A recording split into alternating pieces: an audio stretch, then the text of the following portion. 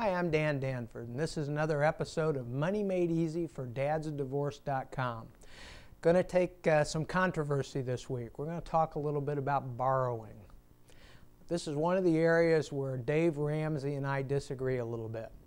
Now, I really admire Dave Ramsey. In a lot of ways, he's the rock star of personal finance. Just can't imagine anybody else in the personal finance spectrum who can go to a municipal auditorium and pack it with people who are waiting to hear what he has to say. So I really admire what he's done, and I agree with a huge part of the things that he suggests to people. The one area where I disagree a little bit is in the area of borrowing. See, I don't hate debt, okay? I hate bad debt, but I also understand that the use of good debt, leverage, it's called in the business world, can actually enhance your financial situation over time. Classic example, the best example of all is in the case of your home with your mortgage. Okay? You borrow money today to buy a house that's worth $100,000. Okay? And over a period of 30 years, you make a payment every month that pays interest to the person you borrowed the money from, but also pays part of the $100,000 principal back. Okay? So at the end of 30 years, okay, you've paid off the entire loan, but, and here's the important thing, your house has also grown in value over that 30 years. So let's say it's $150,000 or $200,000. Well, your use of leverage, your ability to borrow money to buy that house actually helped you create that extra wealth. Really, really important.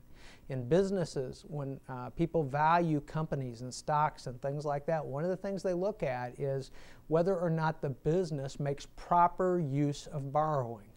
Okay? And that's because disciplined borrowing can be a good thing. The same thing's true with family finance. Okay? There are a couple of reasons why borrowing makes good sense. One of the reasons, most obvious, is you borrow money because you can't afford something you need and you need that something right now. Okay? If most of us had to pay cash to buy a house, we would never own a house. Okay? Because the cost of a house is so much that it would take us our whole lifetime to accumulate enough to pay cash for it. Okay? And by then we wouldn't need it anymore. So we're able to borrow money so that we can own that house and live in that house while we pay for it over time. Honestly, it's similarly true with cars. Very few of us have enough money sitting around to go buy a new car today or even a good used car today. It just doesn't happen.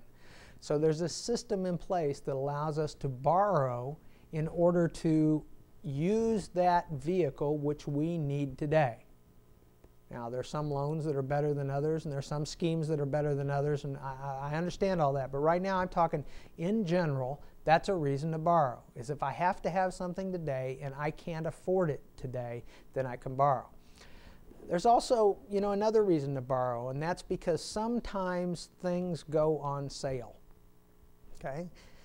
Let's say you know that your hot water heater is on its last legs. Okay? And you walk by the hardware store and you see that they're having a big sale on water heaters, and you can save $50 or $75 on that water heater if you buy it today rather than waiting until yours dies. Okay, well, maybe you don't have enough money to buy it, but you can put it on a credit card or you can borrow the money to buy it, and you just save $75. Even with the interest that you pay, you came out ahead by making that buying decision. Okay? So sometimes it makes sense. You don't have the money to buy it up front, but you can take advantage of a sale or an opportunity, and that's what you should do. Okay?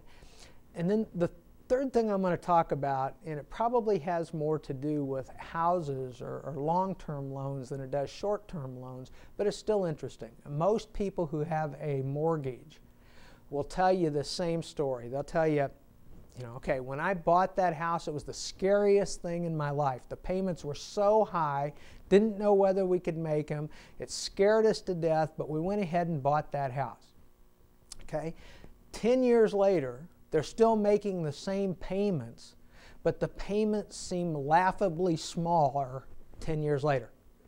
It's like, I can't even believe we were scared about that. Look how small they are today compared, because the costs of other things, including our salary and other stuff, have gone up in the meantime. So we're actually making those payments tomorrow with deflated dollars. The dollars aren't worth as much. And especially when that's 10 or 15 or 20 years down the road. Okay, so long-term borrowing allows us to enjoy something today but pay for it with dollars that are 10 years down the road or 15 years down the road. And that's why sometimes it makes sense, especially with especially with homes, not cars, to borrow money on a long-term basis. Especially true today. There was an article on the front page of the Wall Street Journal this week talking about how corporations are leveraging up right now. They're borrowing more money right now simply because rates are at historic lows and everybody agrees that they're going to go up as we go forward. Now, nobody knows exactly when that's going to happen, but in general, everybody believes that interest rates will finally find their way back up to the normal range as opposed to where they are now. So corporations and people are borrowing money today knowing that they can lock in these really low rates and pay for them for the next 5, 10, or 15 years. It's simply, in my mind, untrue and unfair to do that whole thing where people say, oh my gosh, if I pay off my house today, I will save X number of dollars in interest. Well, that's one way of looking at it. But the other way of looking at it is I'm getting the use of that money at a really low interest rate. I get to enjoy the use of that money at a really low interest rate. And if I take cash and pay off the house early, that money is no longer available for other things. Okay? So, honest to gosh, one of the things that most people miss when they talk about borrowing is the opportunity cost that comes from paying something off early. Now, like I said, I'm not an advocate. I'm not somebody who says you got to go out and borrow money. I would never tell anybody that, especially when there are people out there who use it badly. Okay, I'm not encouraging you to do that.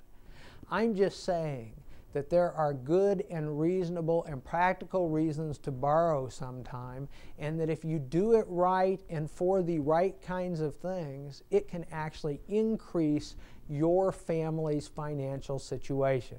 It's been done years and years and years for many, many families. Hasn't changed now. Just make good choices when you borrow money, and you'll be able to prosper in the years and decades ahead. That's it for another episode of Money Made Easy for Dad's Divorce. We'll see you again next week.